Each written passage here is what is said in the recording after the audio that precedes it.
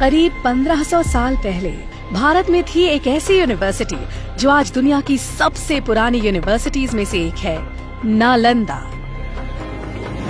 नालंदा शब्द 3 शब्दों से बना है, न प्लस आलम प्लस दा। इसका मतलब है एक ऐसा उपहार जिसकी कोई सीमा ना हो। वाकई जैसा नाम वैसा काम। इस यूनिवर्सिटी में ज्ञान का भंडार था। यहाँ सिर्फ धार्मिक ग्रंथ ही नहीं बल्कि लिटरेचर, थियोलॉजी, लॉजिक, मेडिसिन और फिलॉसफी जैसे कई सब्जेक्ट्स पढ़ाए जाते थे। और तो और हर सब्जेक्ट का भरपूर ज्ञान देने के लिए बनाई गई थी 9 मंजिला लाइब्रेरी, जिसमें 1 लाख 2 लाख नहीं 90 लाख से भी ज्यादा बुक्स और मैन्युस्क्रिप्ट्स थी। ये यूनिवर्सिटी 700 साल तक दुनिया को सीख देती रही, लेकिन नालंदा ने कई बार हमलों की मार को भी झेला।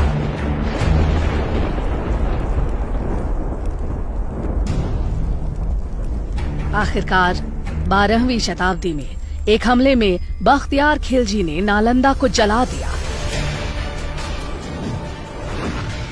और माना जाता है कि इसकी लाइब्रेरी 3 महीने तक जलती रही और ज्ञान का वो खजाना जो संभाल कर रखा गया था धुएं में खो गया।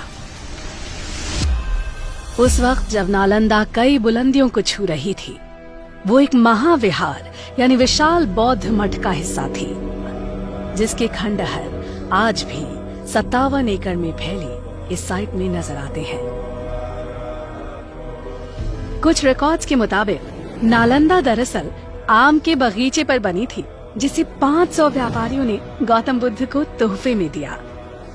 पर आर्कियोलॉजी के हिसाब से नालंदा को 5th सेंचुरी बीसी में गुप्त काल में बनाया गया था।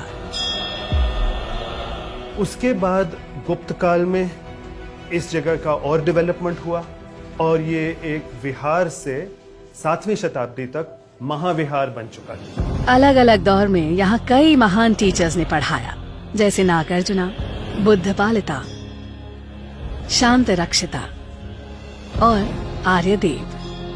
और जानते हैं स्टूडेंट्स कौन थे? चाइनीज ट्रैवलर ह्यूंग सांग जैसे कई लोग जो दुनिया भर से यहाँ खींचे चले आते थे।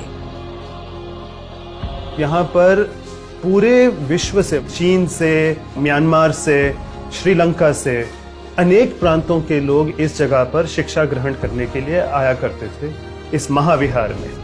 लेकिन इस सब के बावजूद नालंदा वक्त की मार को नहीं झेल पाई। इसीलिए डॉक्टर अब्दुल कलाम की पहल से नालंदा ने एक मॉडर्न इंटरनेशनल यूनिवर्सिटी के रूप में फिर से जन्म लिया। नालंदा जैसी यूनिवर्सिटी इस बात का सबूत है कि भारत का ज्ञान सदियों से दुनिया को रोशन कर रहा है।